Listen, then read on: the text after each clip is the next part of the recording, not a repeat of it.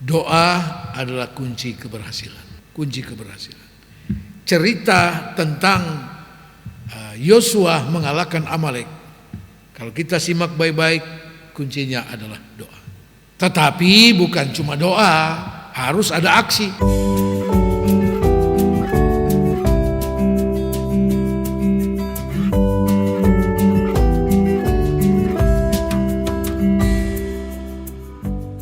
Amin.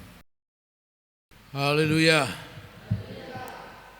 Puji Tuhan, salam sejahtera dalam nama Tuhan Yesus Kristus.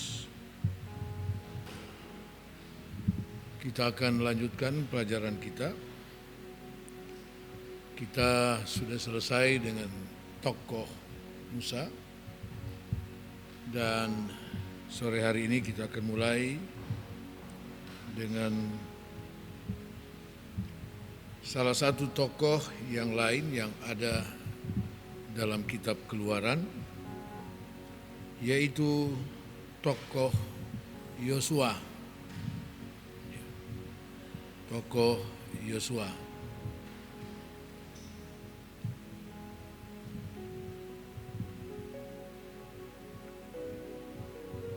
Nama yang sudah tidak asing bagi kita semua. Kita sudah sering sekali mendengar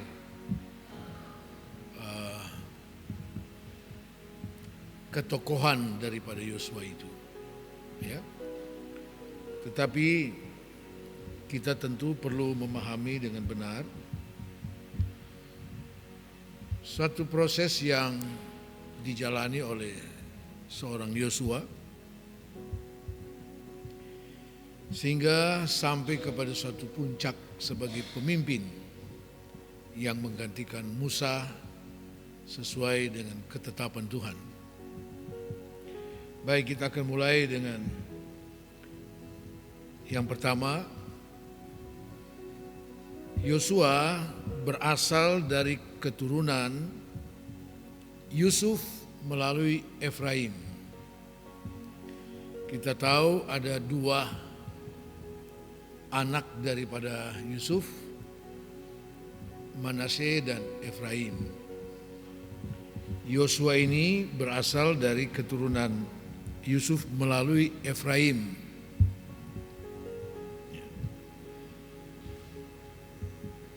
1 Tawarikh 7,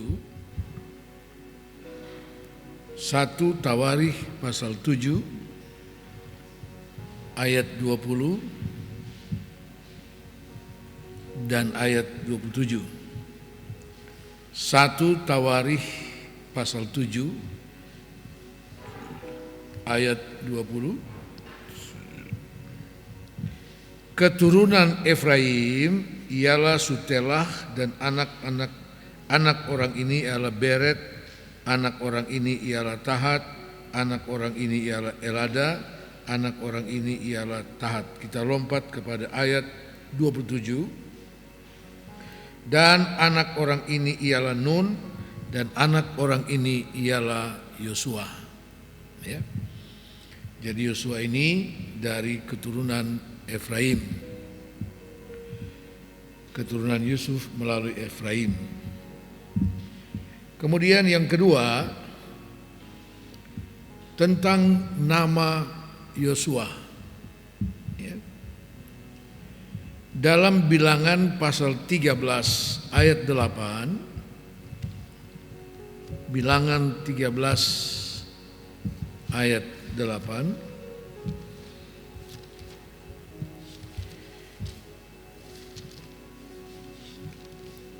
dia disebut bernama Hosea. Bilangan 13 ayat 8, dari suku Efraim, Hosea bin Nun. Jadi nama keluarganya, nama pemberian orang tuanya adalah Hosea. Hosea itu artinya keselamatan. Hosea artinya keselamatan. Itu nama keluarga, nama dari orang tuanya, disebut Hosea. Tetapi kemudian Musa memberi dia nama lain, ya, yaitu Yosua. Musa memberi dia nama yang lain, yaitu Yosua.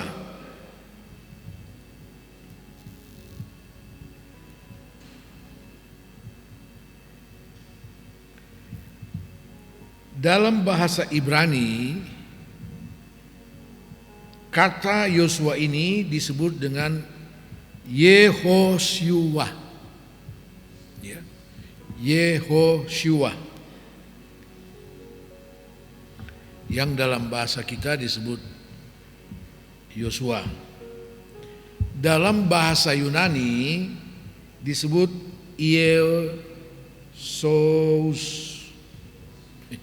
Yesus. Kata ini ada kesamaan dengan nama Yesus. Ya. Ada kesamaan dengan nama Yesus. Nah, itu nama yang diberikan oleh Musa kepada Yosua. Tentu Musa punya alasan memberi dia nama lain. Ya. Musa mempunyai alasan tentu yang akan kita lihat kemudian. Yang ketiga tentang Yosua ini, tentang masa muda daripada Yosua. Ya. Yosua termasuk anak muda ketika bangsa Israel keluar dari Mesir. Seorang yang masih sangat muda ketika keluar dari Mesir.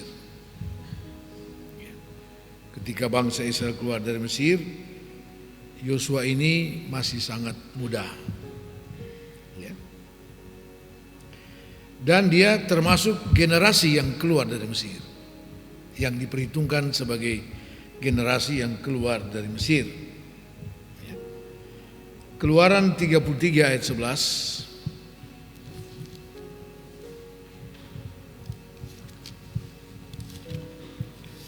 Keluaran 33 ayat 11.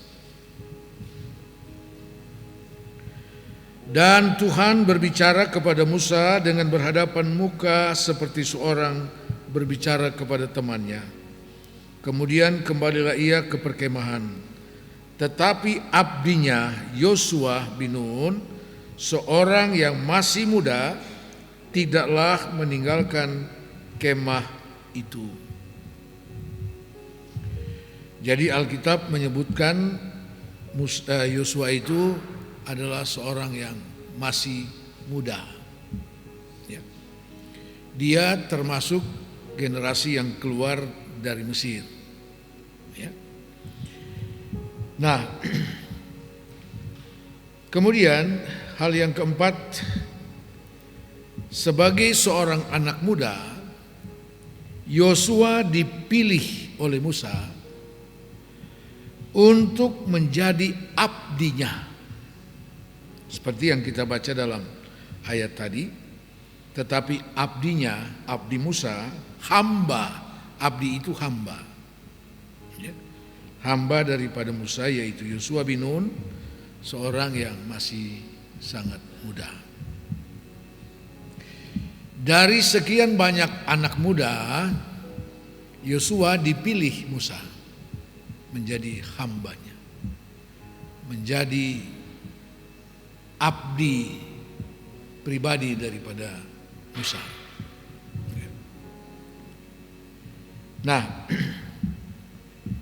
kemudian tugas pertama yang dipercayakan oleh Musa kepada Yosua setelah dia menjadi abdi, hamba daripada Musa, ya,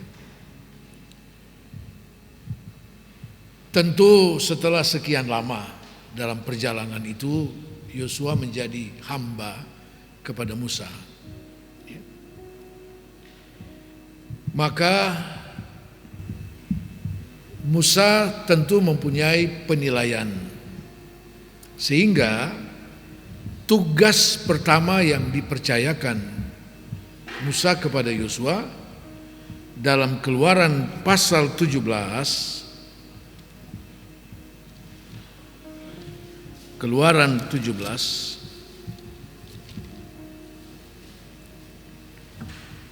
mulai ayat yang ke-8 kita baca. Keluaran 17 ayat 8 sampai 13. Ini tugas pertama yang dipercayakan Musa kepada Yosua. Lalu datanglah orang Amalek dan berperang melawan orang Israel di Rafidim. Musa berkata kepada Yosua, "Pilihlah orang-orang bagi kita, lalu keluarlah berperang melawan orang Amalek.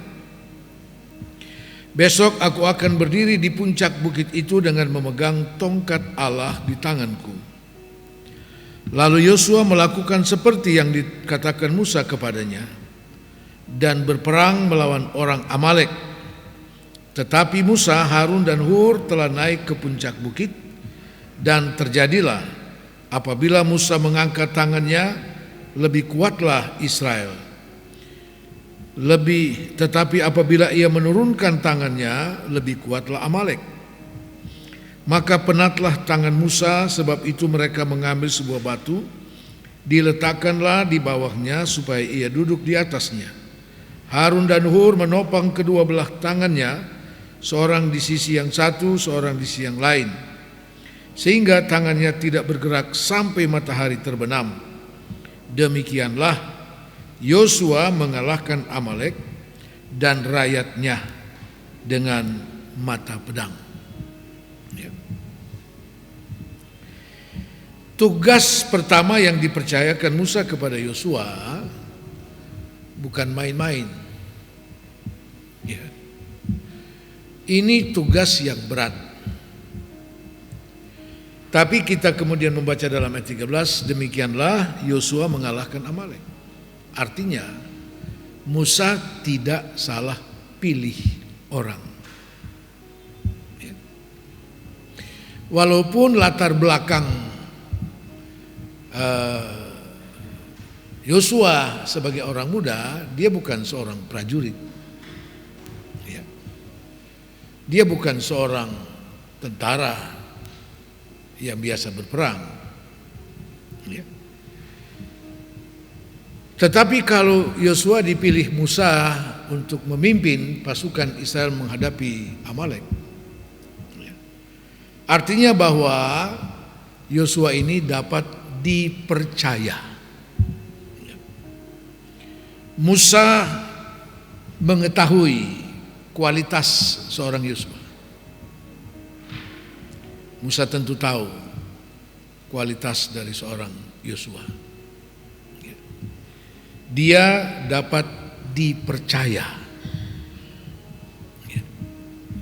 Dan satu hal yang menarik di sini dalam ayat yang ke-10 dikatakan, lalu Yosua melakukan seperti yang dikatakan Musa kepadanya dan berperang melawan orang Amalek.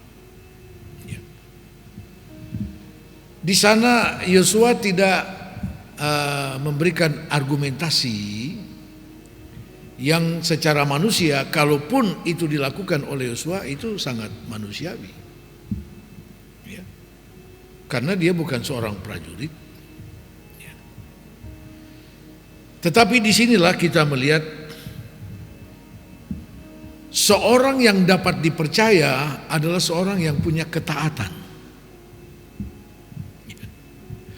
Musa tahu persis kualitas dari seorang Yosua.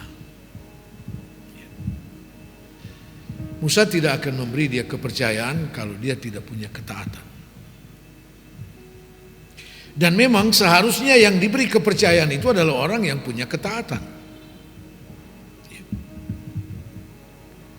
Dia percaya bahwa Musa tidak mungkin mencelakakannya. Dan apa yang dipercayakan Musa bagi Yosua ini sesuatu yang tepat. Ya. Tidak mungkin Musa mencelakakannya. Dan tentu Musa tahu apa yang akan dilakukan oleh Musa, karena Musa juga menjadi bagian sebenarnya dari peperangan itu. Ya. Kalau kita lihat di dalam ayat 9 dikatakan bahwa besok aku akan berdiri di puncak bukit itu dengan memegang tongkat Allah di tanganku. Ya. Jadi peperangan dengan orang Amalek itu sendiri tidak dihadapi sendiri oleh Yosua. Ya. Tetapi Musa pun terlibat di dalam peperangan itu, menjadi bagian yang justru sangat menentukan. Sangat menentukan. Karena kemudian dikatakan, dan terjadilah ayat 11, apabila Musa mengangkat tangannya lebih kuatlah Israel. Ya. Jadi peranan Musa di sana itu sangat menentukan. Ya. Sehingga ketika Yosua keluar sebagai pemenang, dia tidak harus berkata, kalau bukan beta, tidak. Dan Yosua orang yang bukan punya mental seperti itu.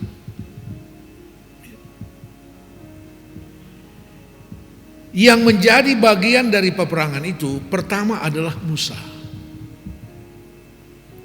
Dan Musa kemudian dibantu oleh Harun dan Hur yang menopang tangannya sepanjang hari. Sampai Israel memperoleh kemenangan. Kemudian Yosua adalah bagian dari peperangan itu, yang menghadapi langsung peperangan itu dengan pasukan, sejumlah pasukan yang dipimpin oleh Yosua. Itu bagian daripada orang Israel yang memenangkan peperangan itu. Tetapi bahwa kemudian Musa memilih Yosua untuk memimpin pasukan Israel menghadapi Amalek sampai memperoleh kemenangan. Ya. Saudara, seperti saya katakan tadi, Musa tidak salah pilih orang. Ya. Sebab begitu mereka keluar dari Mesir, Yosua ini sudah menjadi hamba daripada Musa. Ya.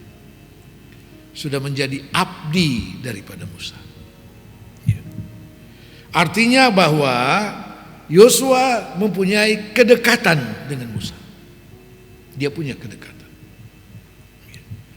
Sehingga Musa tahu persis kualitas dari seorang Yosua itu seperti apa. Sampai Musa memberi dia nama Yosua yang tadinya namanya Hosea, nama keluarganya. Kemudian Yosua memberi dia nama Yosua yang justru menjadi nama yang populer.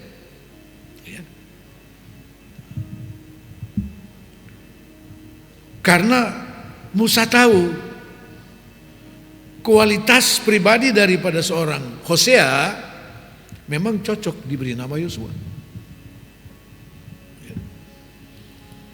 Nah, jadi Yosua sudah menjalani suatu proses bersama dengan Musa. Dia punya ketaatan kepada tuannya. Dia punya ketaatan.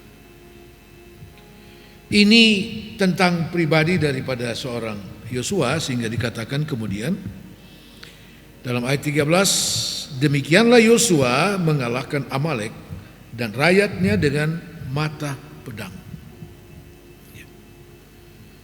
Yosua mengalahkan Amalek dengan mata pedang.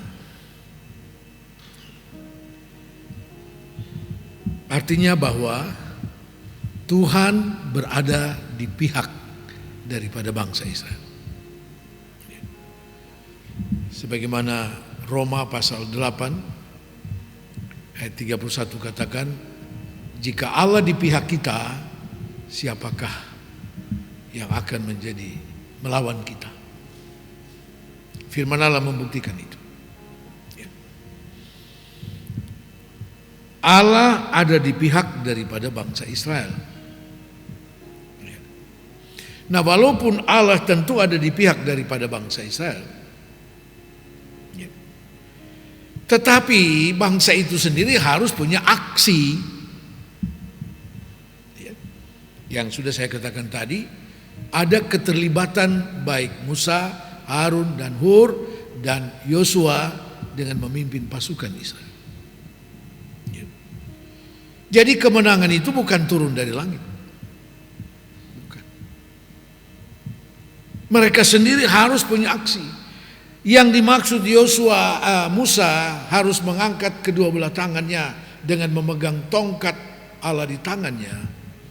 Saudara, ini tentu mempunyai pengertian secara rohani. Ini berbicara tentang doa.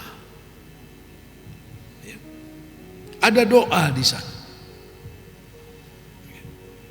Ada satu permohonan kepada Tuhan untuk memberi kemenangan. Ada doa di sana. Dan itu merupakan kunci kemenangan. Seperti tadi saya sudah katakan, peranan Musa di situ sangat menentukan. Apa peranannya? Doa. Sehingga tidak serta-merta mereka yang langsung berhadapan dalam peperangan itu setelah menang lalu berkata, kalau bukan ketong, bukan beta. Tidak seperti itu. Demikian juga ini merupakan suatu pelajaran bagi kita orang percaya di akhir zaman ini, menghadapi tantangan gereja tidak mungkin dihadapi satu orang. Tidak mungkin. Harus ada keterlibatan semua pihak yang berkepentingan.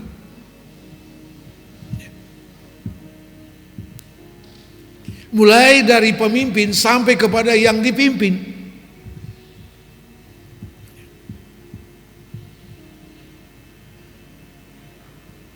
Dan tentu kuncinya adalah doa.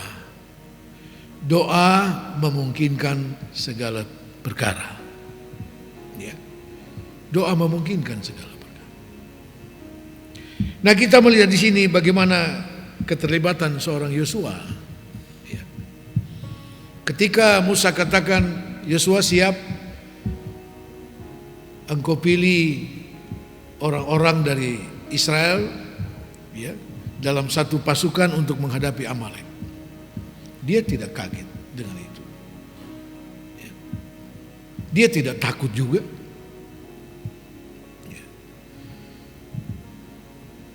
Dia percaya kepada pemimpinnya. Dia percaya kepada pemimpin. Artinya apa yang dipercayakan Musa kepadanya itu tidak keliru. Tidak salah. Sehingga tidak perlu ada hal yang harus dibantah di sana. Tidak perlu ada pertimbangan-pertimbangan yang harus disampaikan oleh Yosua. Tidak perlu. Dia percaya kepada pemimpin. Dia percaya kepada pemimpin. Karena dia sudah ada bersama-sama dengan Musa sebagai seorang hamba. Dia belajar dari pemimpinnya. Pemimpin yang punya pengalaman bersama dengan Tuhan. Itu pemimpin yang dipercaya oleh Yosua. Pemimpin yang punya pengalaman bersama dengan Tuhan. Sehingga apapun yang dipercayakan oleh Musa kepada Yosua, bagi Yosua tidak perlu ada alasan macam-macam. Tidak perlu. Dikatakan lalu Yosua melakukan seperti yang dikatakan Musa kepadanya dan berperang melawan orang Amalek. Ternyata Amalek itu kuat juga, saudara. Kuat juga. Sebab dikatakan selama tangan Musa terangkat, orang Israel kuat. Tapi ketika dia jadi lemah karena capek, tangannya terturun, kuatlah Amalek. Ya. Tadi saya katakan mengangkat tangan ini merupakan memberi pengertian kepada kita tentang doa. Dan Alkitab mengajarkan kita, Yesus mengajarkan, berdoalah dengan tidak berkeputusan. Haleluya. Berdoalah dengan tidak berkeputusan. Berdoalah tiap-tiap waktu. Tetapi kenyataannya, kalau berbicara tentang hari-hari atau waktu untuk doa, paling tidak disukai oleh jemaat. Jemaat yang di sana.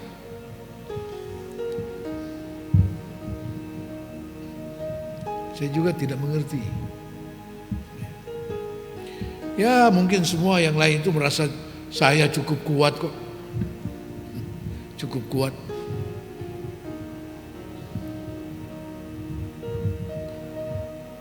Kepada murid-murid Yesus ketika di Taman Getsemani, Yesus katakan, berdoalah, berjagalah dan berdoa supaya jangan kamu jatuh ke dalam pencobaan. Yesus anak Allah, tapi ketika menghadapi salib itu, dia harus mengambil waktu 1 malam untuk berdoa kepada Bapaknya. Apa yang dia butuhkan dalam doa itu? Pada saat itu dia adalah seorang manusia 100%. Dia membutuhkan kekuatan dari Bapaknya. Dia membutuhkan kekuatan untuk menghadapi tantangan itu. Itu Yesus anak Allah. Kita ini siapa? Begitu banyak peristiwa dalam Alkitab yang dapat memberi pelajaran bagi kita bahwa doa adalah kunci kemenangan, keberhasilan.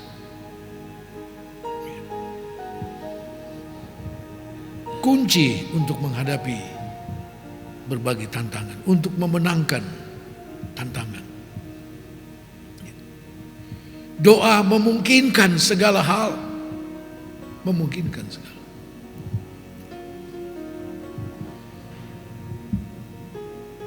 Tempat di mana gedung gereja ini ada, tanah ini diperoleh dari doa. Diperoleh karena doa. Yang secara manusia mustahil. Mustahil. Saya sempat ditertawakan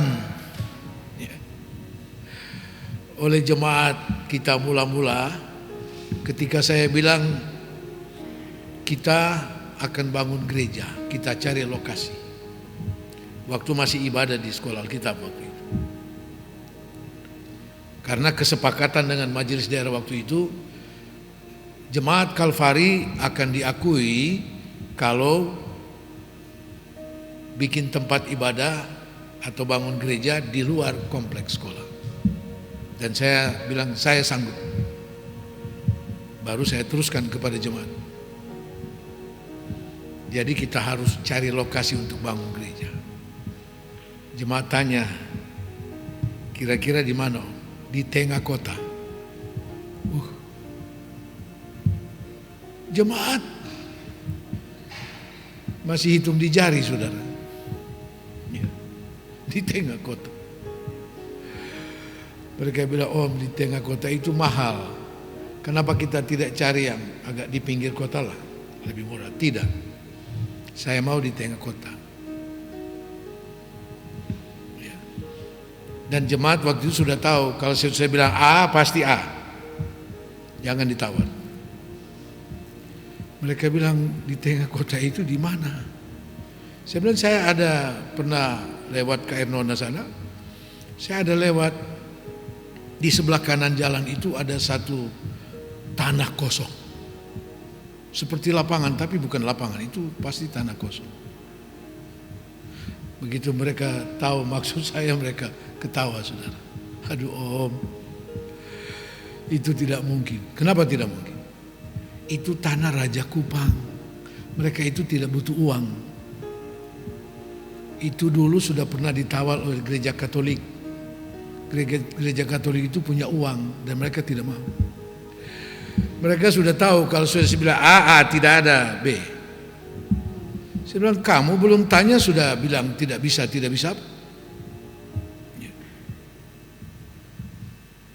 Jadi singkat cerita, saya kira kita semua sudah tahu ceritanya itu. Ya.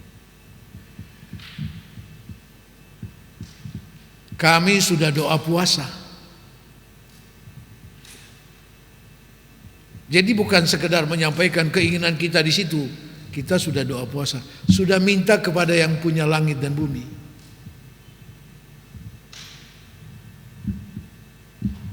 Dan akhirnya yaitu seperti yang ada sekarang.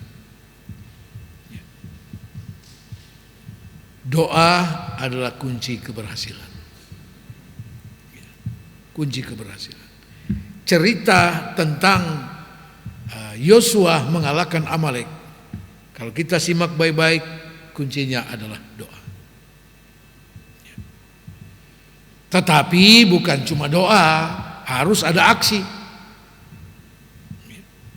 Seperti kesaksian saya tadi, kami sudah doa puasa, tapi tentu harus ada aksi.